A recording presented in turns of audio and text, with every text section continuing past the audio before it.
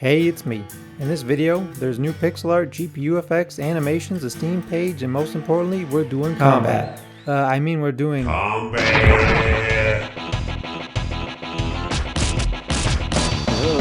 My goodness! Stop!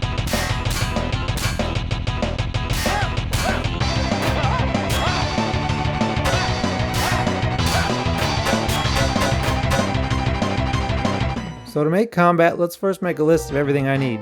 AI, visual effects, A universal animation system for all monsters, melee attacks, range attacks, monster collisions, new controls, pathfinding, health bar graphics. and everything else that will come up. First thing I need to do is decide what type of combat I want in my game. Pokemon, Persona, Shin Megami Tensei, Temtem, Dragon Warrior Monsters, Monster Hunter Stories. Turn-based, but I want my game to have real-time combat. Procedural animations look the best when the player is in control, so a turn-based system is kind of a waste of the animations. And besides, real-time combat is way more fun. That being said, I think the reason there aren't many AAA monster catching games with real-time combat is because, man, it is a lot of work. First thing I wanted to do was make what is probably the most common attack of RPGs, a fireball. So I drew up a fireball sprite, some smoke particles, and threw it in the game. Cool. Or not cool. I noticed when I had just even 3 or 4 fireballs, the FPS started to drop. Not a lot, but a noticeable amount. So there is a right way and a wrong way to make particle effects. The wrong way, which is what I was doing, was building a new 3D mesh every frame to account for the sprite's animations and new positions. What I needed to do was build a 3D mesh once at the beginning of the game and animate it on the GPU side. I've never done GPU particle effects, but I guess now is the time to learn. As a performance test, I made some simple particles that just move away from the mouse. If I did this with the awful 3D mesh rebuilding CPU technique, I could do about 500 particles and still have a good frame rate. With GPU-based particles, I could have 1 million particles and still have a good frame rate. So let's make some GPU effects. But before we do, look at this beach. Okay, first effect I decided to do was an electric attack. So I define a start and end position and draw some textures between them. Then I add an arc and a better texture. Now before I go further, I need to explain that like 90% of visual effects are based on one thing called Perlin Noise.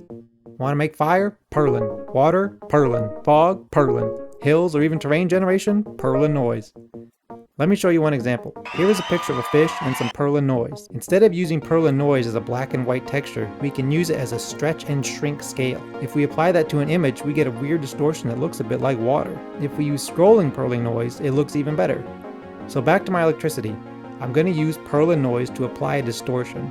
Then I'm going to make the Perlin scroll and add a glow effect. Finally, I'll add a few lesser streams of electricity for some color. Cool. Let's do some water now. Code-wise, it's not really that different from electricity. I apply a distortion to the texture with Perlin Noise and fade out the back end. I then added a center orb and some splash effects. Next up, a magic attack. I want this one to kind of swirl around, so first I'll just track where the particle has been and stretch a texture between those points. I'll fade out the back and of course make some holes with Perlin Noise. Speaking of Perlin, look at this abstract art I made. You know what it is? It's the beach from earlier. The beach, water, sky, clouds, it was all made with Perlin Noise. Everything is Perlin. So let's put the magic missile into my game. Oh no! I think the 2D perspective is messing something up. I'll fix it later. Let's try the water. Kind of larger than expected. Let me fix that. What? That's not right either, but it kind of looks like a wave attack. Well, this is what it looks like when it was fixed. For every range attack, I need some kind of a build-up, and I need an after effect explosion to show it's done. So first, I made a simple sphere, then I added some particles around the sphere that could be controlled to time variable.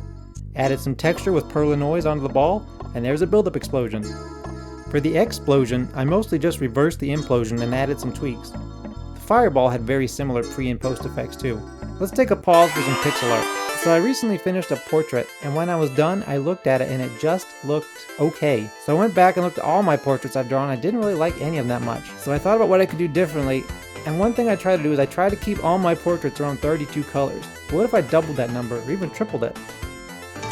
So I did, and I really liked the results. So I drew another and another. And just to compare, I tried redrawing some of the older portraits in the new style. These portraits do look less pixel-arty, but in my opinion the most important thing is for art to be visually appealing. But let me know what you think. I also made a simple logo for the Steam page. It's pretty mediocre, but I'll update it later or maybe pay a designer at some point. Speaking of Steam, I currently have 0 wishlists right now, so if you want to go wish. So back to the close combat. So I need an attack that can be done by anything. Like even if you don't have arms, legs, whatever, he needs to be able to attack physically. I'm thinking a charge attack. So I'll just set his speed to 10 and anything in his path takes damage. That might be too fast. Let's try a speed of 5. Still too fast. This is when I noticed that if you run too fast, the arms can't keep up with the body and you start doing that weird anime Naruto run thing. Go even faster still, and you start doing the advanced Naruto run, which is where your arms and your legs can't keep up with the body.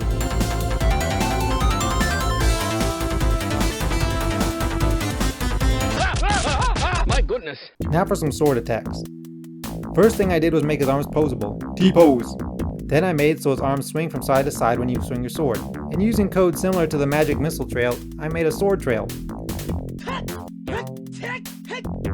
I noticed some hard edges though, so I added some circular interpolation or whatever you want to call it, and it's much rounder. Cool. Or not cool. That weird glitchy spot is due to me not accounting for the 360 to 0 degrees wraparound. Easy fix though. If you keep mashing the attack button, it switches from horizontal to vertical swings. Hold down the button and you'll charge up for a full 360 degree attack. Then I added a bite attack, which is pretty similar to a charge attack, and a punch attack. The punches use the same trail effect as the sword, but I blend the color so it has a little bit of a smear effect. Time for the health bar. First, I made a green bar. Then I made it bold. Then I made it italicized. Then I bent it, put a picture of its owner, and put it in the game. Then I put in a couple more range attacks, like a tongue attack, and fixed the magic missile finally. And somewhere around this point I realized that the true retro D-pad only style control wasn't working. Older games like Pocky and Rocky or Zombies Ate My Neighbor let you shoot and move with the same D-pad. But in these games the enemies usually have pretty predictable movement, and more importantly, in those games when you push a direction, you face that direction immediately. There are no intermediate frames. In my games, turning is animated, so if you push down, it may be a little while before you actually face down, which made it really frustrating to aim. So I made a big change and went from just the D-pad movement to a twin stick shooter or keyboard and mouse style movement. This sounds trivial, but it's actually a huge change. Instead of being able to just walk forward and backward, now I need to be able to sidestep and do all 360 degrees in between. That's a lot of animations. First thing I need to do was make so the monster can turn his head so you can look at what you're targeting. You'd think making his head turn would be easy to code, but it actually turned out to be the most difficult thing in this whole video. So everything, and I mean everything, is based on the monster's base position being at the tip of his nose. Changing it suddenly breaks everything. This is terrible. I did finally get it working, so here's what it looks like. It's hard to tell from the video, but he does feel much more responsive this way. This is a pretty big change, but the old style just felt like I was fighting against the controls during combat. Control is very important for a fighting game. Now I need to give the bad guys some AI so they can fight. I kept it pretty simple. If you run away, they use range. If you shoot at them, they try to dodge, and of course there's some variation so it doesn't get boring. Round one, fight!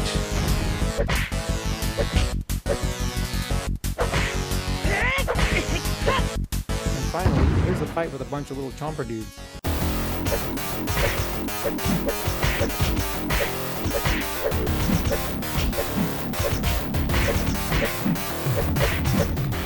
This video is pretty long, so I'll ask you to wishlist my game on Steam because it has 0 wish.